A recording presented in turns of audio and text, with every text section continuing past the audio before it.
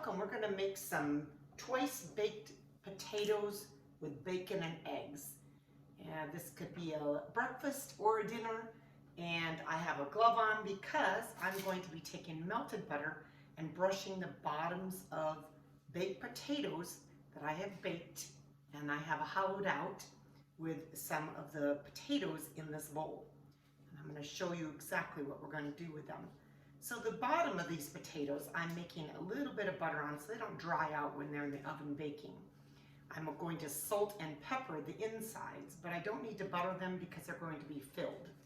So what I did was I took 6 baked potatoes and I baked them in the oven just like you would a baked potato for about an hour until they're about soft, depending on your oven temperature. Cut them in half, and I took most of the pulp, most of the potato out of the inside.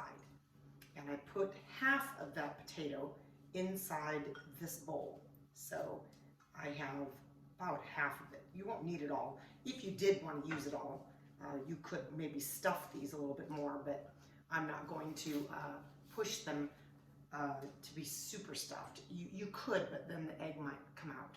So I've got all of these brushed with a little bit of butter. Now what I'm going to do is I'm going to salt and pepper the insides of them.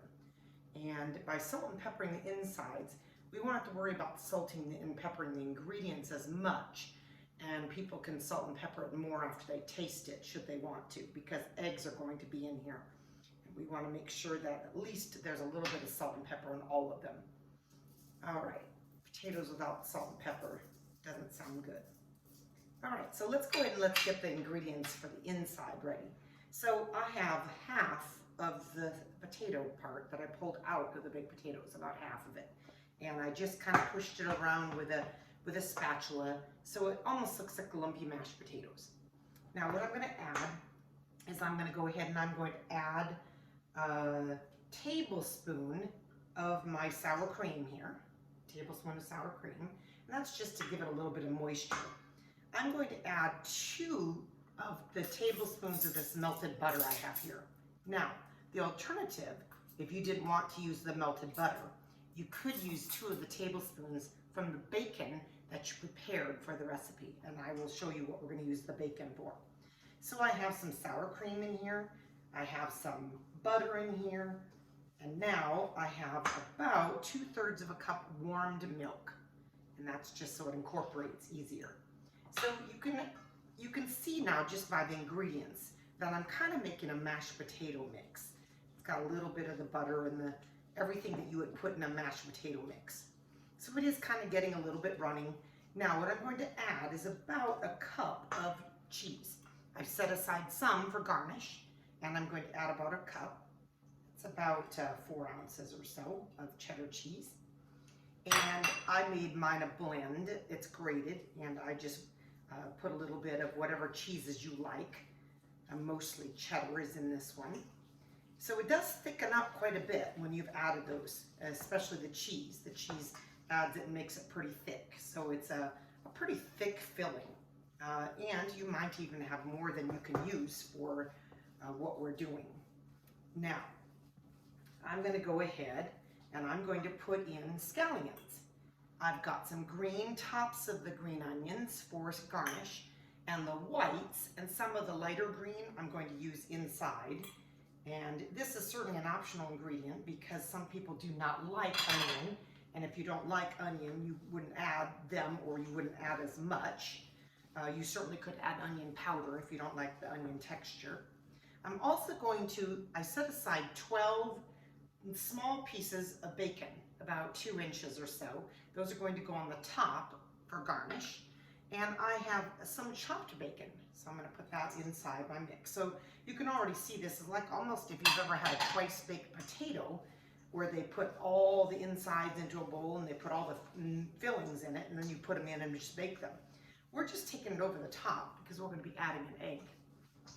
All right, so now how I divvy this up is I like to take my scooper and I like to scoop some into each of the potatoes. Now the only thing is, when I scoop it into the potato, I need to make it a well, because the well is where we're going to fill with eggs. Now, the well is also a place where you could crack an egg whole. If you have a family who likes runny yolks, that would be a really good plan, because you could actually crack the egg right in the well here. You wouldn't need to put in the egg yolk, the eggs that I kind of whisked with a fork. However, I'm going to be pouring in eggs that I whisked with a fork. All right, so let's fill all of these, and then we're going to go ahead and pour in a ladle of eggs in each of these. And you see some of these are pretty small. If the potato skin that you are filling is smaller than some of the others, just put a little bit less filling in. But you definitely want a hearty serving. All right, I'm gonna push it, and so just so there's a well in the middle of each of these. It is a messy job, but if you get it all filled in, you won't waste any of the insides. And it doesn't have to be pretty, because remember, it's going to be baked in the oven.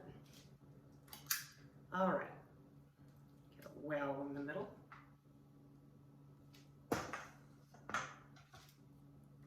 This one's a pretty shallow potato skin. You certainly could just use potatoes that you just cut the top off. They would be very big potatoes then to fill, and you could put quite a bit of the filling in. You might even be able to use all of it. You not have to put any aside. All right, we have one more here to fill, and then I'm going to show you. I'm going to ladle in whisked eggs.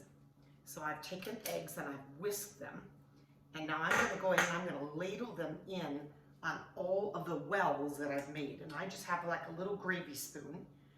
I like to take my egg and whisk it, and then I like to go ahead and strain it. Now the reason I do that is because I don't want any eggs, shells in my eggs. I also don't like the runny or the stringy parts in the egg. I like it like more of a smooth, velvety egg filling. So you will not use all of it. Remember, it's just how much ever you want in each egg. In each potato.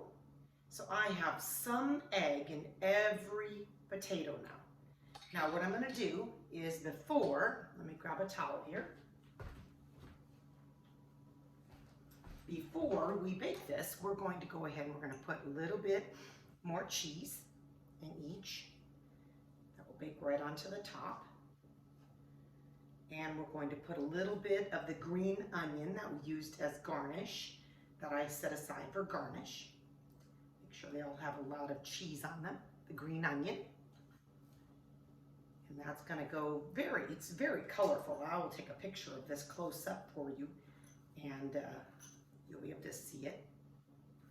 So now what I'm going to do is I'm going to put these pieces of bacon, and they're just flat. And I'm going to put them flat right on the top of each of these, and they're going to bake right into the egg that I ladled in each. So they're going to bake right in. So they are going to be a nice hearty potato, egg, and bacon serving, or you can even have two for a full serving. So I'm going to bake these up, and I will be back to show you what they look like. Twice baked potatoes with egg came out of the oven, and they look really good. They are a nice hearty serving. There's a little bit of egg that's on the bottom. They're full. They have bacon on the top, and the egg has solidified. You certainly can make these so that the egg yolk is very soft. That would be up to you. You could crack a whole egg in the top if you wanted. Serve this with some fruit, and it looks like a delicious breakfast or dinner. Take care.